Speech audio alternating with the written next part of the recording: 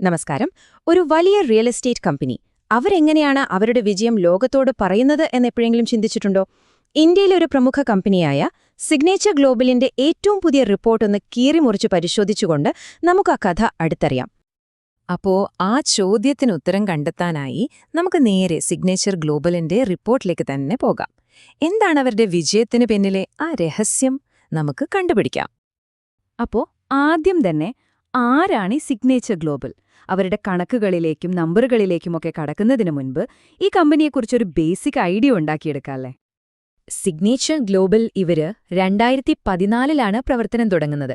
സാധാരണക്കാർക്ക് താങ്ങാനാവുന്ന വിലയിലുള്ള വീടുകൾ നിർമ്മിച്ചായിരുന്നു തുടക്കം. പക്ഷേ ഇപ്പോഴത്തെ ഒരു മാറ്റം എന്താണെന്ന് വെച്ചാൽ അവർ പ്രീമിയം പ്രോജക്റ്റുകളിലേക്ക് കൂടുതൽ ശ്രദ്ധ കൊടുക്കുന്നുണ്ട്. ഇതുവരെ ഏകദേശം 15.7 ദശലക്ഷം ചതുരശ്ര അടിയിലധികം നിർമ്മിച്ച് കൈമാറിയിട്ടുണ്ട്. അതൊരു ചെറിയ കാര്യമല്ല, അല്ലേ?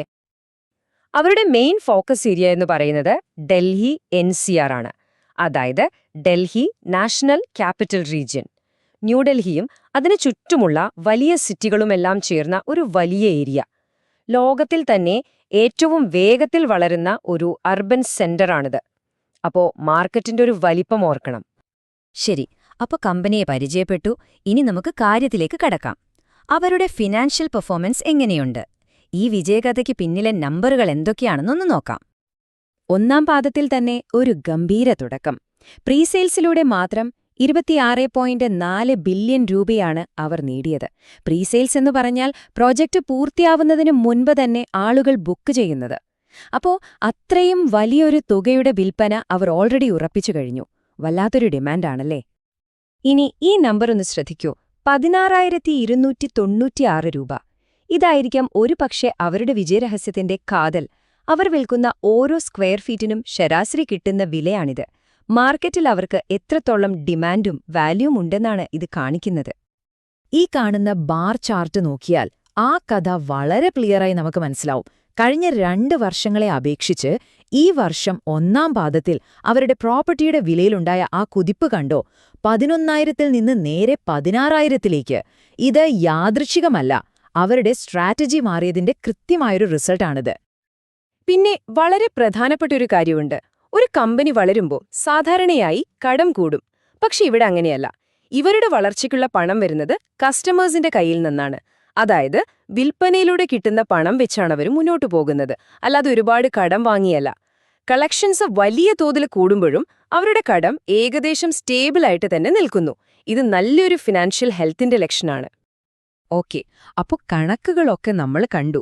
ഇനി ഈ നമ്പറുകൾക്ക് പിന്നിൽ എന്താണ് ശരിക്കും സംഭവിക്കുന്നത്? അവരെന്താണ് നിർമ്മിക്കുന്നത്? ആ ഫിസിക്കൽ പ്രോജക്റ്റുകളിലേക്ക് നമുക്കൊന്ന് നോക്കാം. അവരുടെ സ്ട്രാറ്റജി നോക്കൂ. അവർ എല്ലായിടത്തും പോയി പ്രോജക്റ്റ് ചെയ്യുന്നില്ല. പകരം ഗുരുഗ്രാമിലെ ഏറ്റവും കൂടുതൽ വളർച്ചാ സാധ്യതയുള്ള 3 സ്ഥലങ്ങളിൽ അവർ ശ്രദ്ധ കേന്ദ്രീകരിക്കുകയാണ്. Southern peripheral road, Dwarka express വേ, പിന്നെ സോഹന കോറിഡോർ. ഭാവിയിൽ ഏറ്റവും ഡിമാൻഡ് വരാൻ പോകുന്ന സ്ഥലങ്ങൾ നോക്കി നടത്തുന്ന ഒരു പക്കാ സ്ട്രാറ്റജിക് മൂവ്. ഈ ടൈം ലൈൻ കാണുമ്പോൾ തന്നെ അവരുടെ ഒരു വേഗത മനസ്സിലാവും. കഴിഞ്ഞ 1.5 വർഷത്തിനുള്ളിൽ ഒന്നിനു പുറകെ ഒന്നായി വലിയ പ്രോജക്റ്റുകൾ ലോഞ്ച് ചെയ്തുകൊണ്ടേയിരിക്കുകയാണ്. വെറുതെ ലോഞ്ച് ചെയ്യുകയല്ല, ഓരോന്നിനും കിട്ടുന്ന ഡിമാൻഡ് നോക്കൂ. ഒരു പ്രോജക്റ്റിന് ഒരു യൂണിറ്റിനായി 5-ൽ കൂടുതൽ അപേക്ഷകൾ വരെ കിട്ടി. അതായത് അവർ ഹാലിൻ വെറുതെ ഇരിക്കുന്നില്ല, നല്ല ആക്റ്റീവാണ്. അപ്പം നിലവിൽ എന്താണ് അവർ പണിതുകൊണ്ടിരിക്കുന്നത്? അതിലൊരു 54% ഗുരുഗ്രാമിലെ മിഡ് ഇൻകം പ്രോജക്റ്റുകളാണ്. എന്നുവെച്ചാൽ ഇടത്തരം വരുമാനക്കാർക്കുള്ളത്. പക്ഷേ ഒരു 36% ഇപ്പോഴും അഫോർഡബിൾ ഹൗസിംഗ്, അതായത് സാധാരണക്കാർക്കുള്ള വീടുകൾ അവരുടെ പോർട്ട്ഫോളിയോയിലുണ്ട്. അപ്പോ നമ്മള് അവരുടെ ഫിനാൻഷ്യൽസും കണ്ടു, പ്രൊജക്റ്റുകളും കണ്ടു. ഇവ രണ്ടിനെയും തമ്മിൽ ബന്ധിപ്പിക്കുന്ന ഒരു സ്ട്രാറ്റജി ഉണ്ടാവുമല്ലോ. എന്താണ് അവരുടെ പ്ലാൻ? നമുക്ക് നോക്കാം. ഈ ചാർട്ടാണ് അവരുടെ പുതിയ ഗെയിം പ്ലാൻ മുഴുവൻ പറയുന്നത്. ഈയിടെ നടന്ന വിൽപ്പനയുടെ ഒരു ബ്രേക്ക് ഡൗൺ ആണിത്. അതിൽ 63%-ലധികവും പ്രീമിയം പ്രോജക്റ്റുകളിൽ നിന്നാണ്. അതേസമയം അവർ പേരുകേട്ട അഫോർഡബിൾ ഹൗസിംഗിൽ നിന്നുള്ള വിൽപ്പനയോ വെറും 0.3%. എന്തൊരു മാറ്റമാണെന്ന് നോക്കൂ. അതായത് ഒറ്റവാക്കിൽ പറഞ്ഞാൽ അഫോർഡബിളിൽ നിന്ന് ആസ്പിരേഷണലിലേക്കൊരു പൂർണ്ണമായ മാറ്റം. ഈ ടേബിൾ ആ മാറ്റം ഒന്നുകൂടി ഉറപ്പിക്കുകയാണ്. ഇപ്പോൾ നിർമ്മാണത്തിലിരിക്കുന്ന പ്രോജക്റ്റുകളിൽ ഒരു 36% അഫോർഡബിൾ ആണ്. എന്നാൽ വരാൻ പോകുന്ന പ്രോജക്റ്റുകളിലോ 0%. ഒരൊറ്റ അഫോർഡബിൾ പ്രോജക്റ്റ് പോലും അവരുടെ പൈപ്പ്ലൈനിലില്ല. പകരം വരാനിരിക്കുന്നവയിൽ ഏകദേശം 70% പ്രീമിയമാണ്. ഇത് യാദൃശ്ചികമായി സംഭവിച്ചതല്ല, വളരെ പ്ലാൻ ചെയ്ത് നടപ്പിലാക്കുന്നൊരു ബിസിനസ് ഷിഫ്റ്റാണ്. അപ്പോൾ ചോദ്യം ഇതാണ്, എങ്ങനെയാണ് ഇവർക്ക് ഇത്രയും വേഗത്തില് ഇത്രയും കാര്യക്ഷമമായി പ്രോജക്റ്റുകളൊക്കെ ചെയ്യാൻ പറ്റുന്നത്? അതിനുള്ള ഉത്തരമാണ് അവരുടെ ഹൗസിംഗ് ഫാക്ടറി മോഡൽ. സംഭവം സിമ്പിളാണ്. 1. കറക്റ്റ് സ്ഥലത്ത് ഭൂമി വാങ്ങുന്നു. 2. ഭൂമി വാങ്ങി 18 മാസത്തിനുള്ളിൽ പ്രോജക്റ്റ് ലോഞ്ച് ചെയ്യുന്നു. 3. ഡിസൈനുകളെല്ലാം ഏകദേശം ഒരുപോലെ സ്റ്റാൻഡേർഡ് ചെയ്യുന്നു. അപ്പോൾ പണി വേഗത്തിലാവും. 4. അലുമിനിയം ഫോം വർക്ക് പോലുള്ള പുത്തൻ ടെക്നോളജികൾ ഉപയോഗിച്ച് നിർമ്മാണം വേഗത്തിലാക്കുന്നു. ശരി, ഇത്രയൊക്കെ നമ്മൾ സംസാരിച്ചു. അപ്പോൾ ഈ ഒരു കമ്പനിയുടെ റിപ്പോർട്ട് നമ്മൾ എന്തിനാണ് ഇത്ര കാര്യമായിട്ട് നോക്കുന്നത്? ഇതിലെന്താണ് ഇത്ര വലിയ കാര്യം? ഇതുവരെ നമ്മൾ പറഞ്ഞതിന്റെ എല്ലാം ആകെ തുക ഇതാണ്. നഗരത്തോട് ചേർന്നുള്ള ഏറ്റവും ഡിമാൻഡുള്ള സബർബൻ ഏരിയകളിൽ പ്രീമിയം വീടുകൾ നിർമ്മിക്കുന്നതിൽ മാത്രം ശ്രദ്ധ കേന്ദ്രീകരിക്കുന്നു. അതാണ് സിഗ്നേച്ചർ ഗ്ലോബലിന്റെ വളർച്ചയുടെ പ്രധാന കാരണം. ഇതൊന്നും ഞാൻ പറയുന്നതല്ല, കമ്പനി തന്നെ അവരുടെ റിപ്പോർട്ടിൽ പറയുന്ന കാര്യമാണ്. അവരുടെ വിൽപ്പന ഓരോ വർഷവും ശരാശരി 58% വെച്ച് വളർന്നുകൊണ്ടിരിക്കുകയാണ്. അതാണ് CAGR. അതോടൊപ്പം ഓരോ സ്ക്വയർ ഫീറ്റിനും കിട്ടുന്ന വിലയും കൂടുന്നു. ഇത് തന്നെയാണ് മൂല്യാധിഷ്ഠിത വളർച്ച എന്ന് പറയുന്നത്. അവസാനമായി ഒരു ചോദ്യം ചോദിച്ച് നിർത്താം. സിഗ്നേച്ചർ ഗ്ലോബൽ പോലെയുള്ള കമ്പനികൾ തിരഞ്ഞെടുക്കുന്ന ഈ വഴി, ഇതാണോ നമ്മുടെയൊക്കെ നഗരങ്ങളുടെ ഭാവി? സാധാരണക്കാർക്ക് താങ്ങാനാവുന്ന വീടുകൾക്ക് പകരം പ്രീമിയം ലക്ഷറി പ്രോജക്റ്റുകൾ കൂടുതൽ വരുമ്പോൾ നമ്മുടെ നഗരങ്ങൾ ആർക്കുവേണ്ടിയാണ് ശരിക്കും നിർമ്മിക്കപ്പെടുന്നത്? എല്ലാവർക്കും സ്വാഗതം. ഇന്ന് നമ്മൾ നോക്കാൻ പോകുന്നത് റിയൽ എസ്റ്റേറ്റ് രംഗത്തെ പ്രമുഖരായ സിഗ്നേച്ചർ ഗ്ലോബലിന്റെ വളരെ മികച്ചൊരു ക്വാർട്ടർലി പെർഫോമൻസിനെ കുറിച്ചാണ്. അപ്പോ നമുക്കിതിലേക്ക് കടക്കാം, അല്ലേ? ഇന്നത്തെ ഈ കണക്കുകളൊക്കെ ഉണ്ടല്ലോ, അതിന്റെ പിന്നിലെ പ്രധാന ചോദ്യം ഇതാണ്. ഈ കാണുന്നതാണ് ആ സംഖ്യ. സിഗ്നേച്ചർ ഗ്ലോബലിന്റെ അത്താദായത്തിൽ, അതായത് നെറ്റ് പ്രോഫിറ്റിൽ കഴിഞ്ഞ വർഷത്തെ അപേക്ഷിച്ച് ഈ ഒരൊറ്റ ക്വാർട്ടറിലുണ്ടായ വളർച്ചയാണിത്. അതുമാത്രമല്ല, അവരുടെ വരുമാനം, അതായത് ഓപ്പറേഷൻസിൽ നിന്നുള്ള റവന്യൂ, അതിലുണ്ടായ കുതിച്ചുചാട്ടം നോക്കൂ, നേരെ ഇരട്ടിയിൽ കൂടുതൽ. അപ്പോ ഈ ശതമാനക്കണക്കൊക്കെ കൊള്ളാമല്ലേ? പക്ഷേ യഥാർത്ഥത്തിൽ ഇതിന്റെയൊക്കെ അർത്ഥമെന്താണ്? നമുക്ക് നോക്കാം. നോക്കൂ, കഴിഞ്ഞ വർഷം ഇതേ സമയത്ത് അവരുടെ വരുമാനം 4 ബില്യൺ രൂപയായിരുന്നു. ഇപ്പോഴോ അത് നേരെ 8.7 ബില്യൺ രൂപയിലേക്ക് കുതിച്ചുയർന്നിരിക്കുന്നു. ഇതിന് പ്രധാന കാരണം അവർ കൂടുതൽ പ്രോജക്റ്റുകൾ പൂർത്തിയാക്കി കൈമാറി എന്നുള്ളതാണ്. ഈ വരുമാനത്തിലെ വളർച്ച സ്വാഭാവികമായും അവരുടെ ലാഭത്തിലും കാണാൻ പറ്റും. ടാക്സ് എല്ലാം കഴിഞ്ഞുള്ള ലാഭം 0.34 ബില്യൺ രൂപയിലെത്തിയിട്ടുണ്ട്. അപ്പോ ഈ വളർച്ചയുടെ പിന്നിലെ യഥാർത്ഥ എഞ്ചിൻ എന്തായിരുന്നു? നമുക്കവരുടെ സെയിൽസും സ്ട്രാറ്റജിയും എന്ന് നോക്കാം. അതിനു മുമ്പ് നമ്മളൊരു വാക്ക് മനസ്സിലാക്കണം: പ്രീ സെയിൽസ്.